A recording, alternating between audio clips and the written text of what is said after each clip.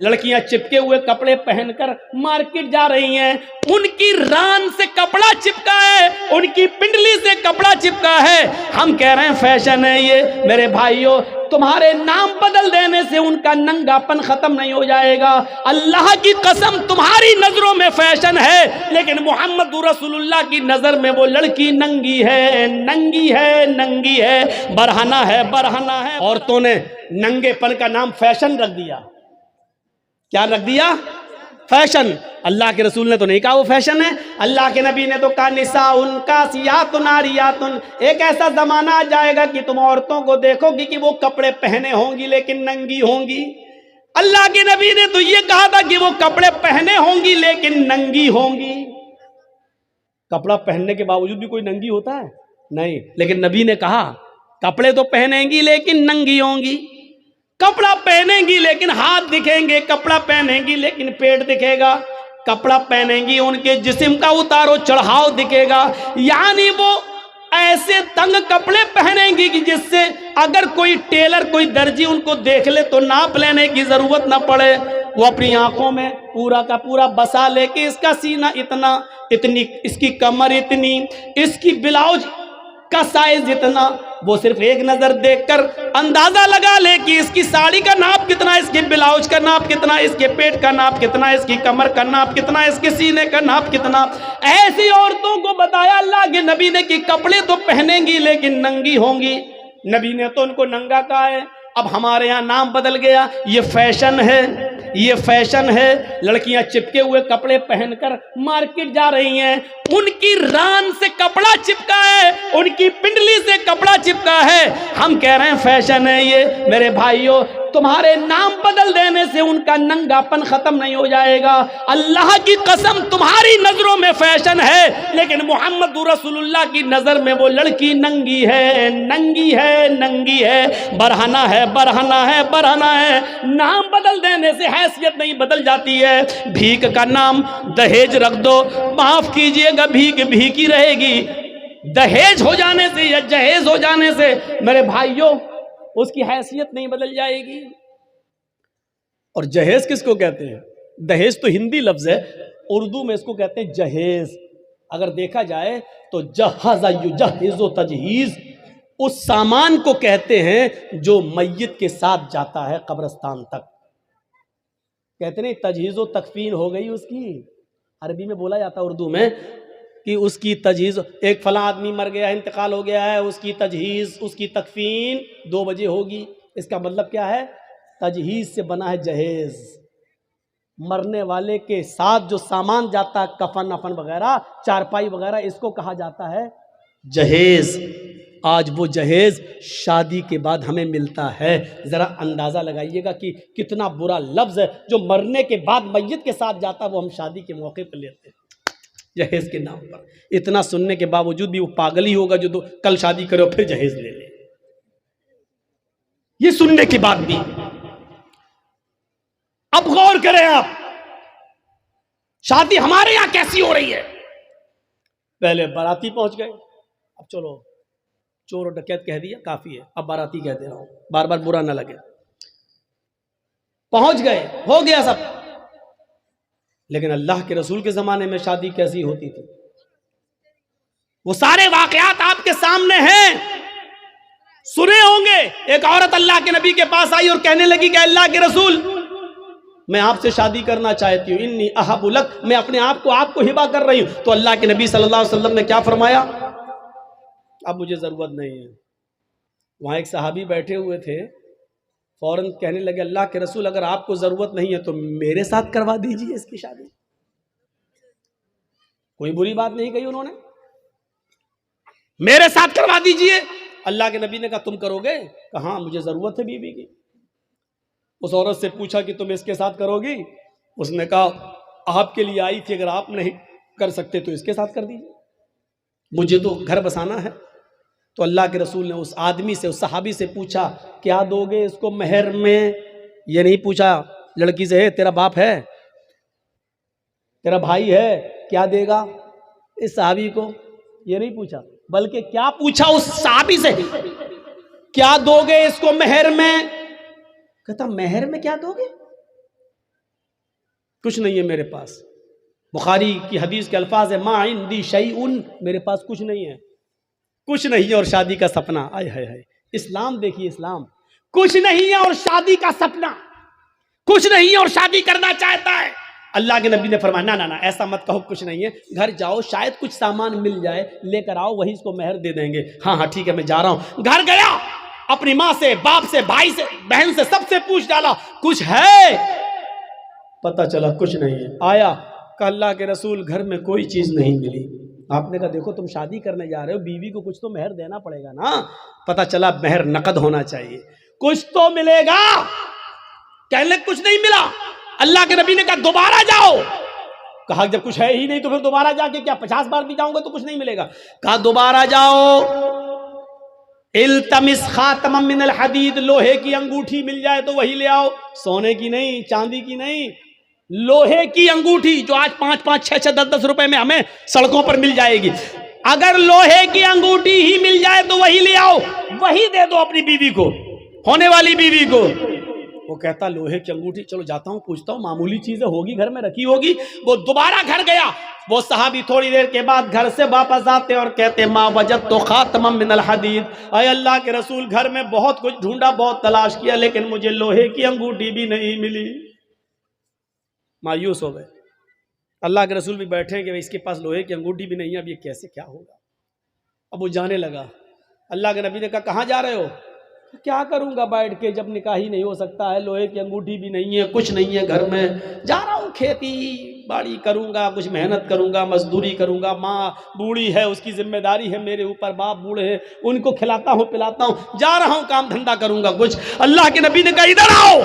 بیٹھایا اپنے پاس، پوچھا تمہارے پاس کچھ نہیں ہے؟ کہا کہہ تو دیا نہیں ہے. لوہے کی انگوٹھی بھی نہیں ہے؟ کہا نہیں. کہا اچھا سوچو، ایک بار اور سوچو، کچھ ہے؟ دماغ داں.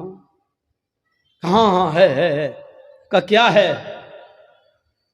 عندی ازار، ایک لنگی ہے، تہبند ہے، ایک تہبند ہے، لاؤ لاؤ لاؤ لاؤ اس کو دے دو، چلو وہی دے دو. کیا کہتا ہے معلوم ہے؟ وہی دے دو. جب وہ دے دوں گا تو میں کیا پہنوں گا؟ جب سوتا ہوں تو وہی تو پہنتا ہوں گھر پہ، جب اس کو دے دوں گا تو میرے پاس کیا رہے گا؟ تو اللہ کے نبی نے کہا پھر کیوں کہہ رہے ہو کہ کچھ ہے؟ کہا آپ نے پوچھا تو میں نے کہہ دیا وہی ہے، اس کو میں پہن کے سوتا ہوں، تو پھر اس کو وہ بھی نہیں دے سکتے ہو؟ تو اس نے کہا پورا نہیں دے سکتا ہوں، 2 ٹکڑے کر دیتا ہوں، آدھا دے دوں گا اس کو. اب اللہ کے رسول کی مسکراہٹ نکل گئی، ہنسی آ گئی.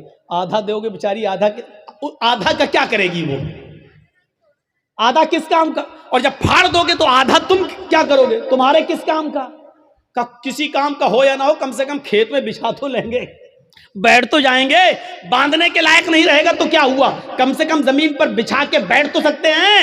پورا نہیں دے سکتا ہوں میں، دوں گا تو آدھا. اللہ کے نبی نے کہا آدھا نہ اس کے کوئی کام کا، نہ آدھا تیرے کوئی کام کا. نہیں یہ تو نہیں لوں گا. اچھا یہ بتاؤ قرآن کتنا یاد ہے؟ اوہ نوجوانوں سنو، ویڈیو بنانے والوں سنو، اپنے اپنے کیمروں میں قید کرنے والوں سنو. سننا اور پوری تقریر مت سننا، بس وہی سنتے رہنا کہ سب سے بڑا سخت عذاب اس کو ہوگا جو دنیا میں تصویریں. پوری تقریر مت سننا، بس یہی سنتے رہنا. یہ جملے تمہیں تھپڑ مارتے رہیں گے جب تک دوسرے سال ہمیں بلا نہیں لو، تب تک وہی حدیث تمہیں تھپڑ مارتی رہے گی کہ ہم کیا کیا کرتے ہیں، کتنے بڑے بڑے گناہ کرتے ہیں. سنو،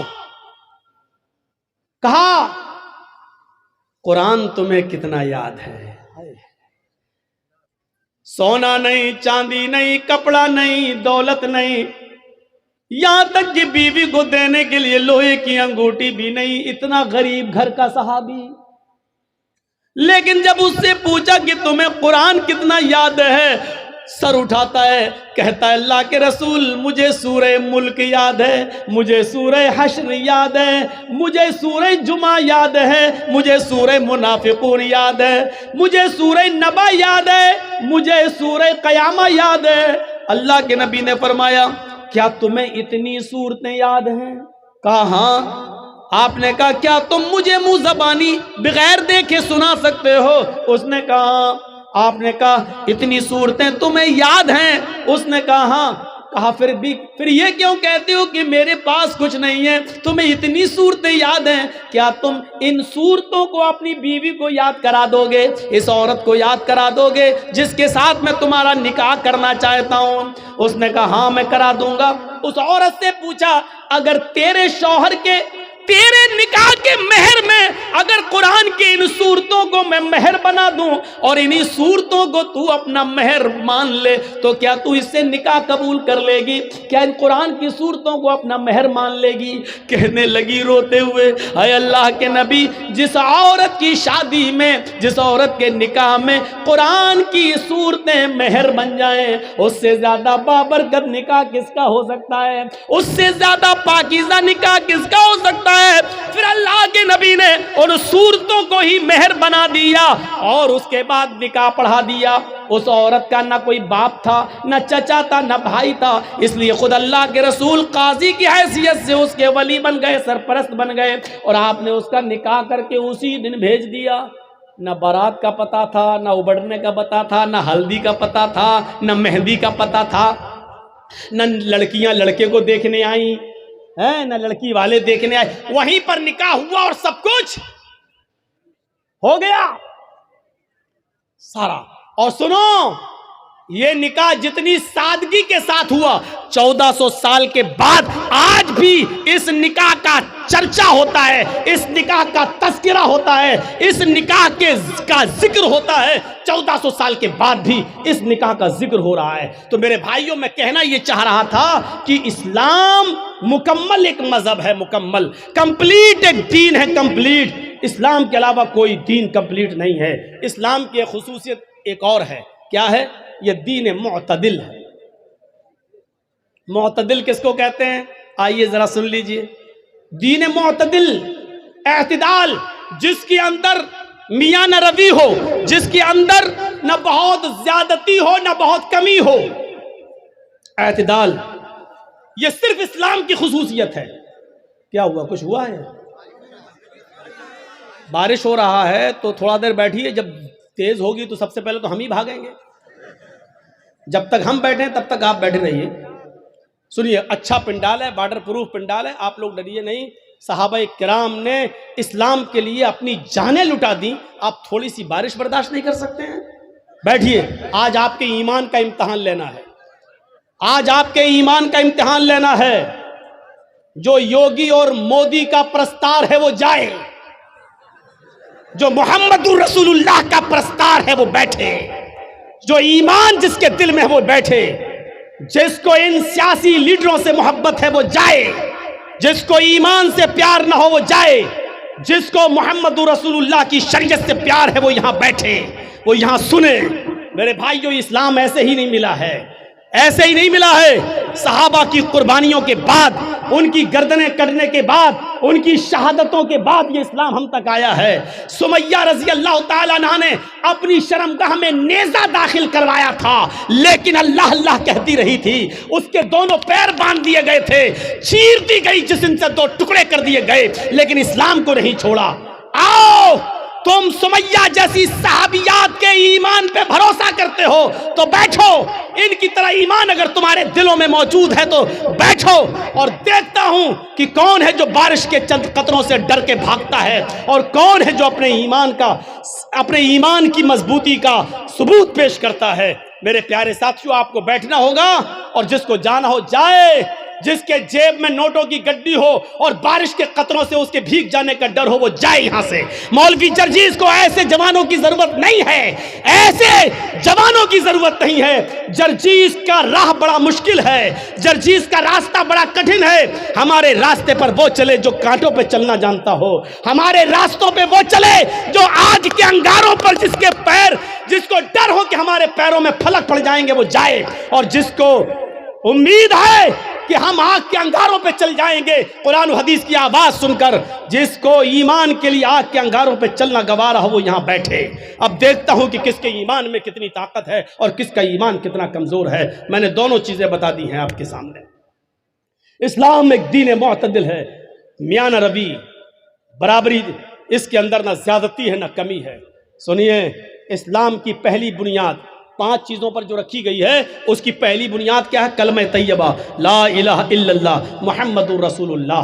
یہ کلمہ پڑھنا ضروری ہے، لیکن کسی کو زبردستی پڑھوا کر اس کو مسلمان کرنا اسلام کے اندر حرام ہے۔ اس کے بعد اسلام کی دوسری بنیاد آتی ہے نماز۔ نماز فرض ہے، بہت ضروری ہے، لیکن اپنا کام دھندا چھوڑ کے 24 گھنٹے سجدوں پہ سجدے ٹھونکے رہنا، یہ اسلام نے اس کو جائز قرار نہیں دیا ہے۔ جمعہ کی نماز فرض ہے ہر مسلمان مرد پر، عاقل اور بالغ پر، لیکن جمعہ کی نماز کے لیے صبح آ جاؤ اور شام تک مسجد میں رہ کر سجدوں پہ سجدے کرتے رہو، یہ نہیں سکھایا، بلکہ کہا فَإِذَا قُضِيَتِ الصَّلَاةُ فَانتَشِرُوا فِي الْأَرْضِ، جب نماز جمعہ ہو جائے تو آپ مسجد خالی کر دو اور رکشہ چلاؤ، لکڑیاں اکٹھی کرو، جنگلوں سے لا لا کر بازار میں بیچو، محنت کرو، مزدوری کرو، کھیتی کرو، باڑی کرو، اور اپنی بیوی اور بچوں کا پیٹ پالو، ان کے لیے محنت و مزدوری کرو۔ اسلام نے یہ شکشا دی ہے۔ نماز فرض ہے، لیکن 24 گھنٹے سجدہ کرنا اسلام کے اندر جائز نہیں ہے۔ زکوٰۃ غریبوں کی بہت بڑی ہمدردی ہے، آپ کے پاس ایک لمٹ ہے۔ ہندو دھرم میں بھی زکوٰۃ ہے، لیکن لمٹ نہیں ہے، یہ اسلام لمٹ متعین کرتا ہے۔ کتنا سونا ہونا چاہیے تب کتنی زکوٰۃ ہوگی، چاندی کتنی ہونی چاہیے تب اس پر زکوٰۃ ہوگی۔ سونا اور چاندی نہیں ہے، لیکن پیسہ ہے، کتنا پیسہ ہوگی اس پہ زکوٰۃ ہوگی۔ آپ کے پاس مچھلیوں کی تالاب ہے تو کتنی مچھلیاں ہونی چاہیے جس پر آپ کے پاس زکوٰۃ ہوگی۔ آپ کے پاس بکریاں کتنی ہیں کہ جس پر کیا آپ کے اوپر زکوٰۃ فرض ہے۔ آپ کھیتی باڑی کرتے ہیں، کتنا دھان ہونا چاہیے کہ آپ کے اوپر زکوٰۃ ہے، کتنا گیہوں ہونا چاہیے کہ اس پر آپ زکوٰۃ دیں گے۔ بارش کے پانی سے کھیتی پیدا ہوئی ہے تو اس پر کتنی زکوٰۃ ہے۔ بارش نہیں ہوئی ہے، آپ نے پیسہ دے دے کر پانی خرید کر کھیتوں میں دیا ہے تو اس کے پانی سے جو پیداوار ہوئی اس پر کتنی زکوٰۃ ہے۔ اسلام نے ایک ایک چیز کو کمپلیٹ کر دیا اور بتا دیا ہے۔ موقع نہیں ہے کہ ان ساری چیزوں کو آپ کے سامنے رکھا جائے، آپ کے سامنے رکھا جائے۔ آپ اپنے جس مکان میں رہتے ہیں اس پہ زکوٰۃ ہے یا نہیں؟ ایک مکان کے علاوہ 2-3 پلاٹ آپ نے اور خرید رکھے ہیں، اس پر زکوٰۃ ہے یا نہیں؟ اگر وہ مکان پلاٹ آپ کے ہیں تو اس پر زکوٰۃ ہے یا نہیں؟ اگر اس کو بیچنے کے لیے رکھے ہیں، آپ اس کو بیچیں گے، بزنس کر رہے ہیں، اس کو بیچ کر پھر دوسرا خریدیں گے، تو بیچنے کی نیت سے جو آپ نے زمین اور پلاٹ خریدے ہیں تو اس پر زکوٰۃ ہے یا نہیں؟ ہے تو کتنی ہے؟ آپ کپڑے کا کاروبار کرتے ہیں، اس پہ زکوٰۃ ہے یا نہیں؟ جس دکان میں بیٹھتے ہیں اس پہ زکوٰۃ ہے یا نہیں؟ دکان پہ جو مال رکھا ہے اس پہ زکوٰۃ ہے یا نہیں؟ یہ تمام چیزیں اسلام نے بتا دی ہیں۔ اس لیے کہتے ہیں کہ اسلام ایک مکمل مذہب ہے جو کسی دوسرے دھرم کے اندر آپ کو نہیں ملے گا۔ اتنا لکھا غریبوں کو دو، کتنا دو؟ کچھ نہیں۔ کروڑوں والا 1 روپیہ دے کے بھی نکل جا، ہو گیا۔ لیکن اسلام میں اگر 1 لاکھ روپیہ تمہارے پاس ہے تو 2500 دینا پڑے گا۔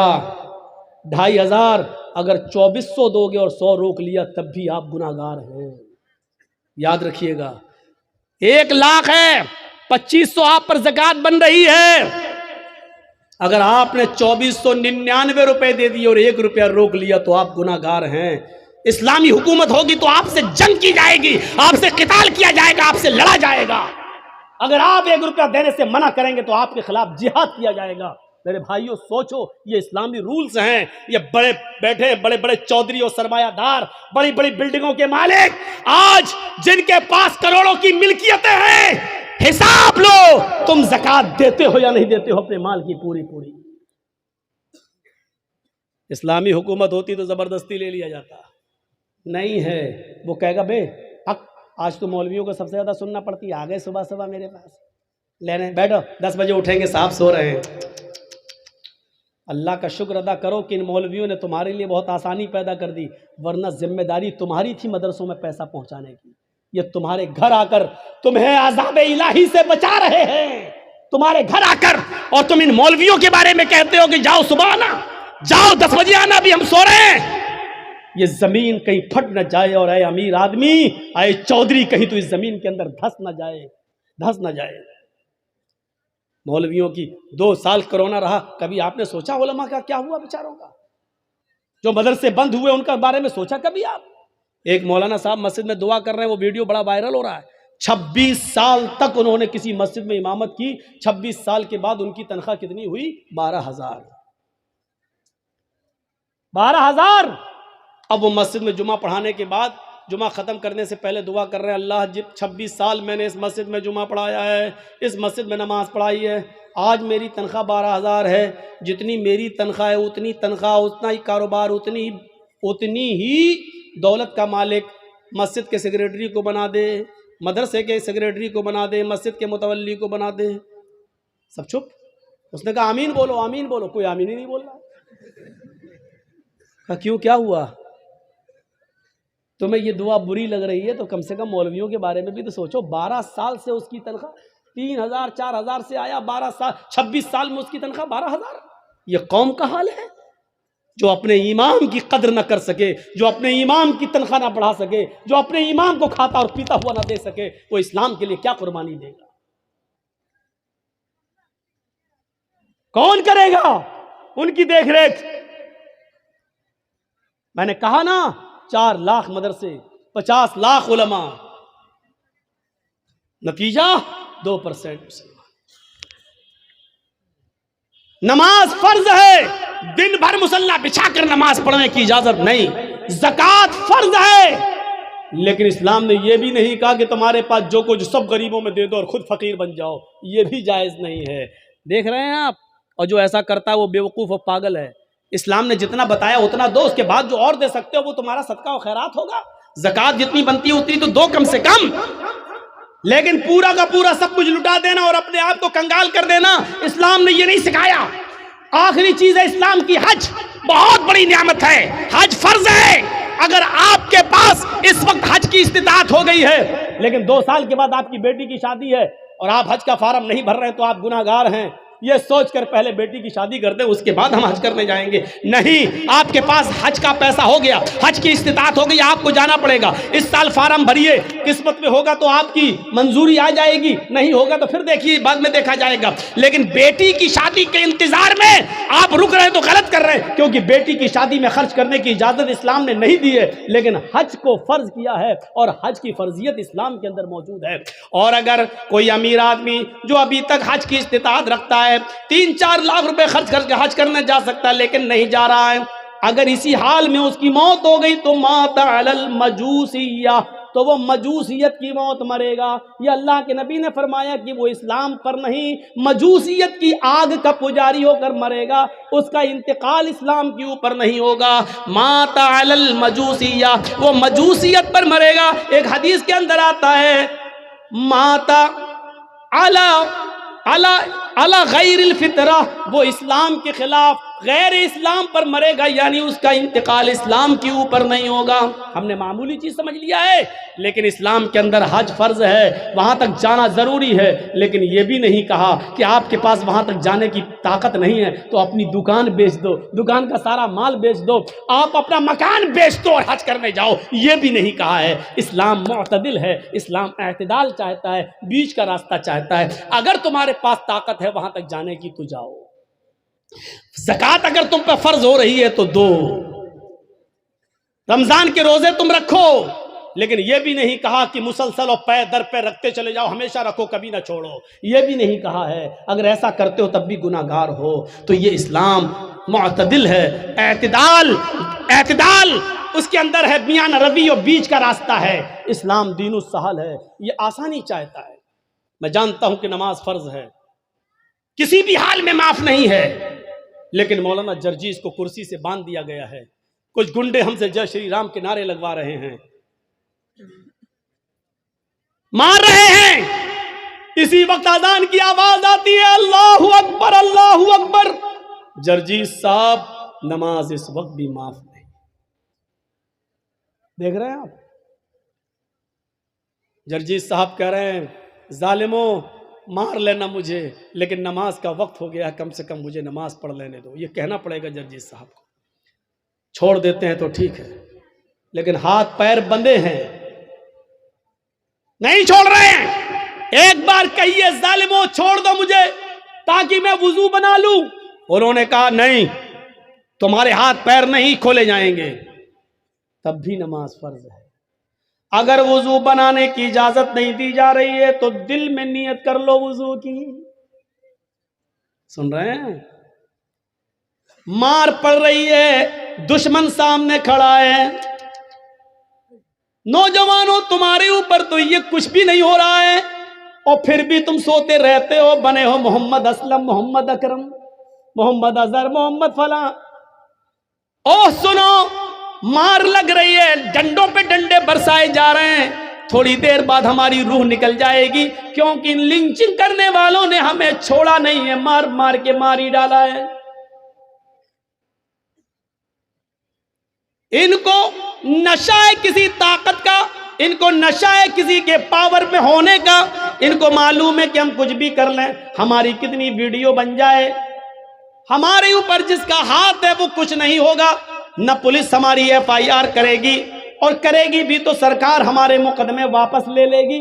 ان کو معلوم ہے یہ سب کچھ، اس نشے نے ان کو مجبور کر دیا، لیکن نماز اس حال میں بھی پڑھنا پڑے گی۔ آسانی کیا ہے؟ نماز فرض ہے، یہ سختی ہے، لیکن آسانی کیا ہے؟ اگر وہ تمہیں وضو نہیں بنانے دے رہے ہیں تو تم دل میں نیت کر لو وضو کی۔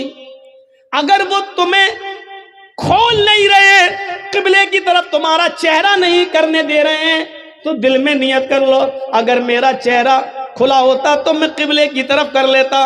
اے اللہ، میرے لیے قبلہ آج بدلنے کی طاقت نہیں ہے، میرے لیے یہ لوگ میرا چہرہ قبلے کی طرف نہیں کر سکتے، لیکن اینما تولوا وجوہکم، ہم جہاں کہیں بھی ہیں، جس طرف بھی میرا چہرہ ہے، تو اپنے علم کے اعتبار سے ہر جگہ ہے۔ اے اللہ، میری نیت کو ہی میرے لیے قبلہ بنا دے، لیکن نماز پھر بھی پڑھنا پڑے گی۔ اللہ اکبر کہنے کے لیے ہاتھ نہیں اٹھ رہے ہیں، ہاتھ پیر باندھ دیے گئے ہیں، تو زبان سے ہی کہہ دو اللہ اکبر۔ ہاتھ نہیں باندھ پا رہے ہو تو مت باندھو۔ اب اگر تمہیں ہاتھ باندھ کر دعائیں نہیں پڑھنے کا موقع مل رہا ہے تو ایسے ہی پڑھتے رہو زبان سے، الحمدللہ رب العالمین الرحمن الرحیم مالک یوم الدین۔ نماز اس حال میں بھی تمہیں پڑھنا پڑے گی۔ آسانی یہ ہے کہ جس کنڈیشن میں ہو اسی کنڈیشن میں پڑھ لو، لیکن معاف نہیں ہے۔